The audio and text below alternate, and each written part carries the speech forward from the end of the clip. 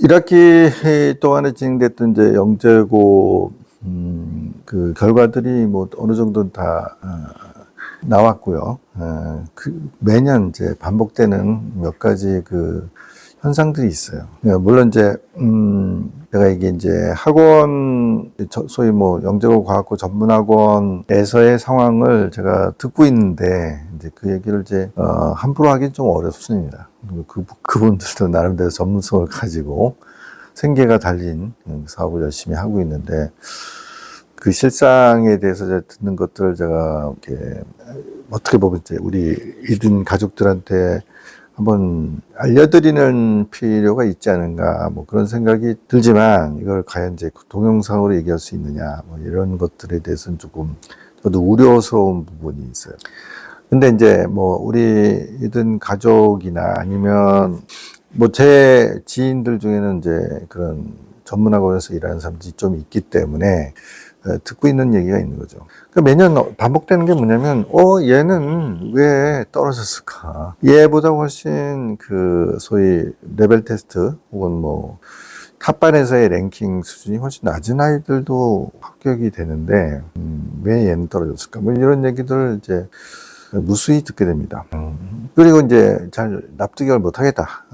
말하자면 이제 무슨 이제 영재고 같은 경우 이제 과연 어떤 기준으로 아이들을 선발하느냐, 그 제대로 돼 있느냐, 뭐 이런 얘기들이 끊임없이 들립니다.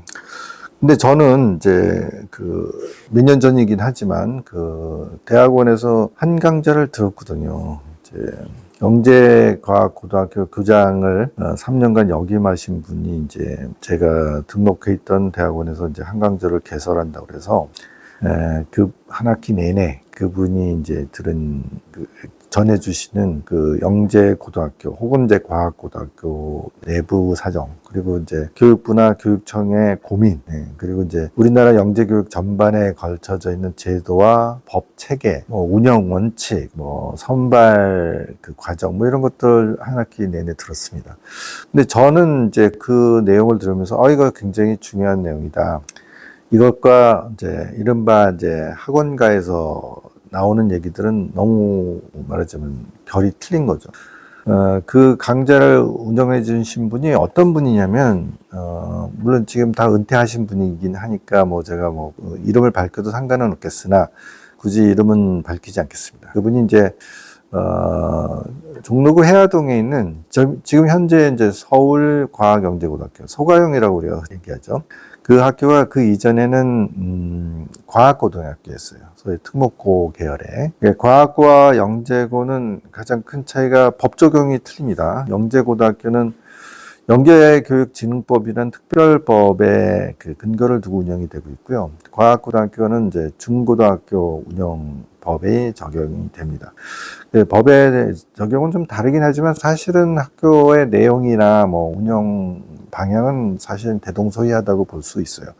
물론 이제 세부적으로 몇 가지 차이가 있긴 한데 그 강좌를 열었던 분은 서울과학고등학교 시절에 교무주임을 했던 분이에요. 그분이 이제 교무주임으로 일하실 적에 이 학교가 영재과학고등학교로 일종의 승격 작업을 하게 됩니다. 그러니까 그분이 실무 총책임자 역할을 하신 거죠. 그래서 그 역할을 굉장히 충실히 잘 하시고, 그래서 이제 서울과학고등학교 거기가 이제 회화동에 있고요. 그게 이제 전에는 과학고등학교 있고, 그 이전에는 이제 보성고등학교라는 사립, 꽤 역사가 오랜, 거의 뭐, 사립 인문계 고등학교로서는 거의 최초, 아니, 사립이 아니고 공립이었던 것 같기도 하고, 이게 뭐 왕실 쪽에, 조선 왕실 쪽에서 뭐 이렇게 그 학교 설립에 기여를 했다 그런 얘기도 들었던 것 같기도 하고 그건 잘 모르지만 우리 형님이 사실 거기 중고등학교를 졸업했기 때문에 저한테는 좀 약간 친숙한 아니면 좀 나름대로 애정이 있는 그런 학교였어요. 근데 그 학교가 이제 어느 날 봤더니 이제 서울과학고등학교가 되었고 보성고등학교는 이제 강남으로 이전을 했어요. 지금도 이제 보성고등학교가 이제 운영이 되고 있는 걸로 제가 알고 있고요. 근데 그 이제 학교 터가 과학고등학교가 되었고 그 현재는 이제 서울과학영재고등학교로 되어 있습니다. 그래서 그리고 이제 거의 동시에 거의 경기 영재고등학교도 이제 그 승격 작업을 했거든요. 그래서 이분은 이제 경기 과학영재고등학교의 초대 교장을 또 하신 거예요. 3년 동안 교장을 하셨고 이제 그거 퇴임 이후에는 이제 일반 인문계 고등학교의 교장으로 이제 가신 상태에서 이제 그 강좌를 열었습니다. 영재고등학교 교장을 한번 하겠다는 분들이 굉장히 많겠죠. 근데 그러니까 이제 연임은 지켜주지 않는다. 3년 아무리 그분이 성공적으로 학교 운영을 하셨다 하더라도 이제 연임은 잘 안 시켜준다. 그러니까 3년 단위로 이제 교장 선생님이 이제 말하자면 바뀌는 거죠. 그래서 그 직후에 이제 강좌를 개설했기 때문에 가장 따끈따끈한 이제 상태에서 제가 그 강좌를 일부러 들었어요. 사실은 제가 석사학위를 받기 위한 학점을 이미 다 획득을 했기 때문에 굳이 뭐 그 학기에는 논문만 쓰면 되는 학교였음에도 불구하고 제가 그 분이 강의를 연다는 그 소식을 듣고 무조건 이제 강의를 한 학기 내내 그분의 이제 특별한 이제 강의를 한 학기 들었습니다. 그래서 굉장히 많은 공부를 할 수 있었죠. 그 소위 영재교육진흥법이라는 체계부터 공부할 수 있었고요. 우리나라가 이제 그 영재교육 5개년 개혁이 5개년 계획 옛날 뭐 우리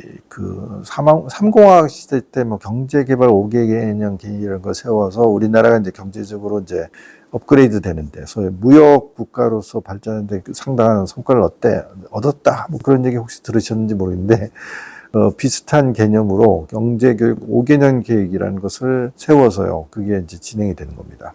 그럼 5개년 계획을 세기 위해는 어떤 정책적인 뭐 말하자면 연구 활동 같은 것들이 있거든요. 그런 것들이 이제 한국 교육개발원이라는 KEDI 뭐 이렇게 되어 있는 걸로 알고 있는데 거기에 있는 박사님들한테 이제 용역이 주어지는 거예요. 연구 용역이 주어지면 그분들이 여러 가지 조사 작업, 연구 작업을 진행을 해서 이제 리포트를 내면 연구 보고서를 내면 그걸 바탕으로 해서 이제 5개년 계획이 생기고 거기에 따라서 영재고등학교가 하나, 둘, 뭐 한꺼번에 3개, 뭐 2개 이렇게 설립이 되고 확충이 되어 왔던 것이고요. 그 영재고등학교와 이제 과학고등학교의 어떤 역할이랄까, 뭐, 성격을 어떻게 할 것이니, 뭐, 그런 것들이 다 이제 그런 것들이 담기게 돼 있는 것입니다. 그래서 뭐, 그야말로 이제 그 교육부에 있는 공무원들이 그냥 펜대 굴려가지고 적당히 만드는 게 절대로 아닙니다. 그리고 이제 그 안에는 이제 여러 가지 소위 교육 전문가들의 고민들이 많이 녹아들어 있고요.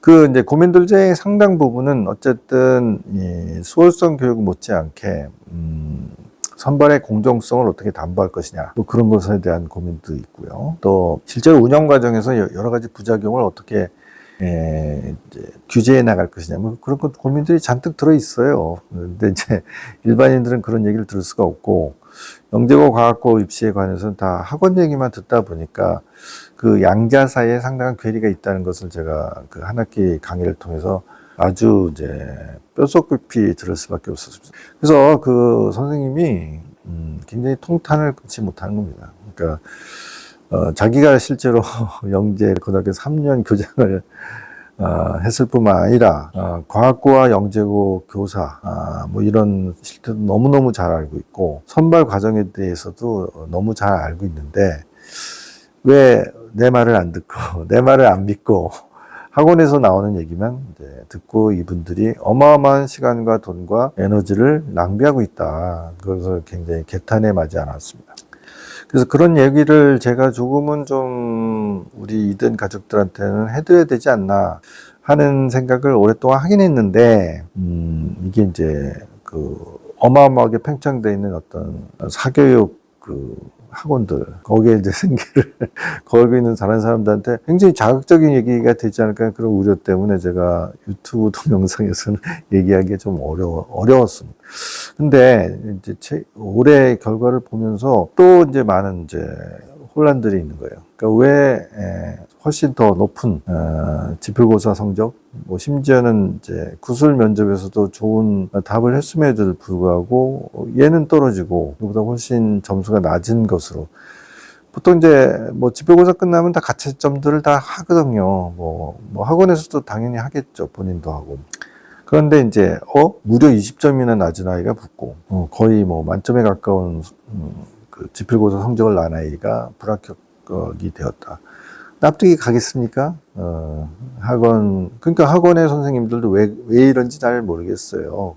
영재고등학교에서 아이들을 뭐 어떻게 선발했는지 잘못 선발한 것 같아요. 그런 얘기를 한단 말이죠. 근데 그게 올해만 그런 게 아니에요. 저는 지난 한 7년에서 8년 동안 지속적으로 그런 얘기를 들었단 말이에요.